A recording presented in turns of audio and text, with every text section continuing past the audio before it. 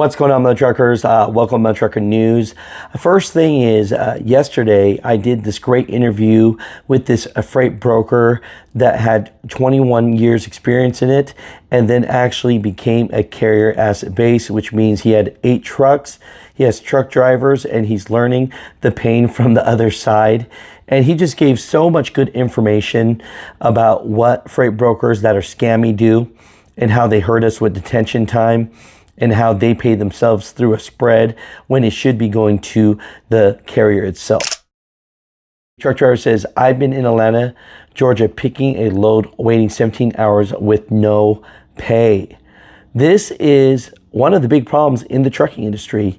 You're working, but you're not getting paid for it. We know that Secretary of Transportation Sean Duffy went out in New Jersey at a rest area. You know, he says here, this week I had the honor of speaking directly with truckers. One trucker told me the lack of transparency was killing the industry. He states here, I want him to know that I heard him loud and clear. At USDOT will ensure that brokers are upfront with truckers. We support the industry as it works hard to keep America moving. Now, here's the double catch with that. He actually postponed this till May of 2026. So if you're hearing this from the drivers, if the driver is taking time out of his work day to talk to you, to tell you how much he's frustrated, how much he's hurting, and how much pain he's in, and because he believes that broker transparency is a big part of that, then why postpone it? You know, and if you're going to make this post right here, Secretary of Transportation Sean Duffy, you know, I'm hoping that means that you're going to make the case to actually look at this right now, this year, not later on when people don't have a job. Clark, nice to meet you. Sean Duffy, good to see you as well. Thank you so much. Thank you for everything that you're trying to do for us. I appreciate especially that. us owner operators. Thank you. Because 5 years ago when I bought my truck, it was amazing. We were coming out of COVID, flatbed rates were through the roof, diesel was cheap. Halfway through the prior administration, diesel prices spiked almost $6 a gallon. I don't know if anybody remembers this. Yeah. And pretty much the rate stayed the same. So another thing that is killing our industry is no transparency with brokers. Yeah, that's Big time. I can call right now and try to get a rate con for this load I'm going to pick up, and they can write something on a piece of paper with a crayon and show it to me.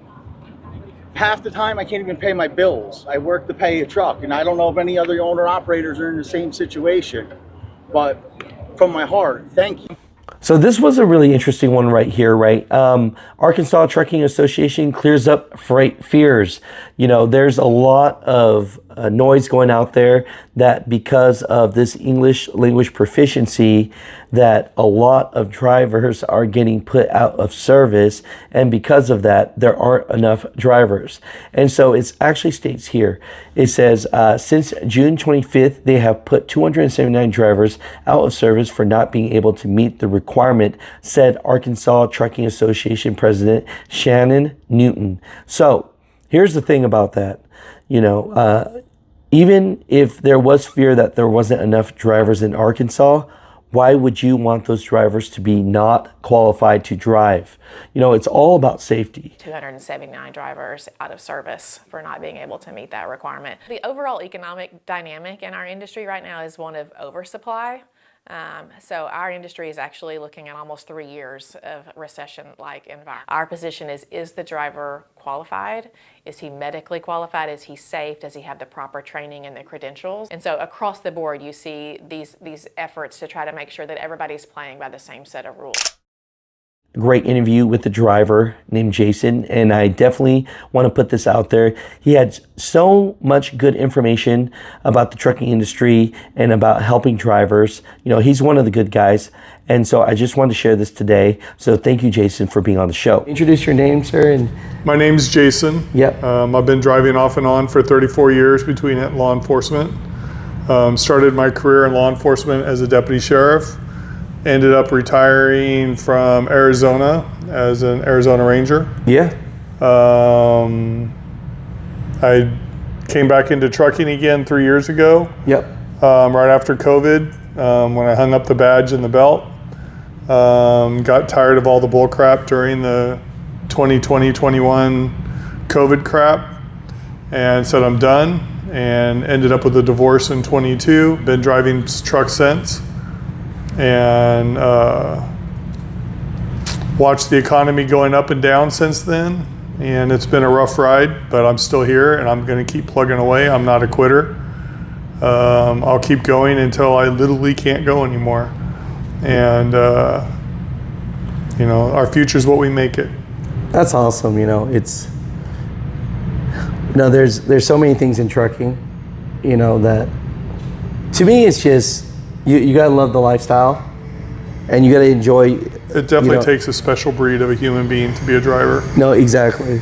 You know, you hear people complaining all the time how trucking's horrible and, yeah, you know, they're miserable and the whole bit. Well, yeah, if you come into it with expectations to where you're going to get home every weekend, or, you know, you're going to make this grand old money like we used to back in the 90s, you're going to be disappointed. The money's not there like it used to be. Truckers really, I don't think have gotten any kind of major raise since the early 90s. You know, trucking companies used to pay 45 cents to 48 cents a mile back in the 90s. That was the great pay. Now most of your trucking companies like CR England, JB Hunt, Knight Swift, they all start at that rate. And most of those drivers are stuck with that pay rate for 6 months to a year before they get a raise.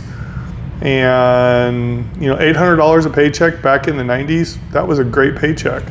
Nowadays, you're lucky to pay, you know, a car payment with that.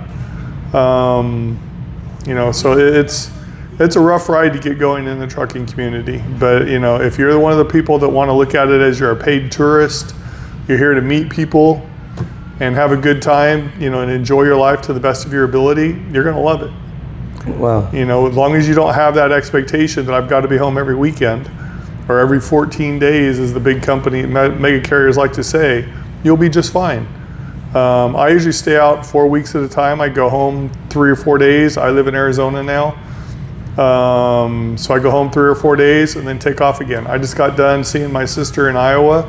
I spent 4 days in Iowa in the middle of a cornfield, really, because our house is right in the middle of a cornfield. Yeah. Quiet, peaceful, home-cooked meals, you know, healthy herb medicines, the whole bit, because I had a sinus congestion. She helped me with that. I loved it. It was great. And, you know, I don't get to, if I was home still being a cop, I wouldn't get to go see her unless I took a vacation to go do it. This way I get paid to go see her. So, I mean, I look at the job with adventure and opportunities, not my life's limited to this or that. You can't look at trucking that way.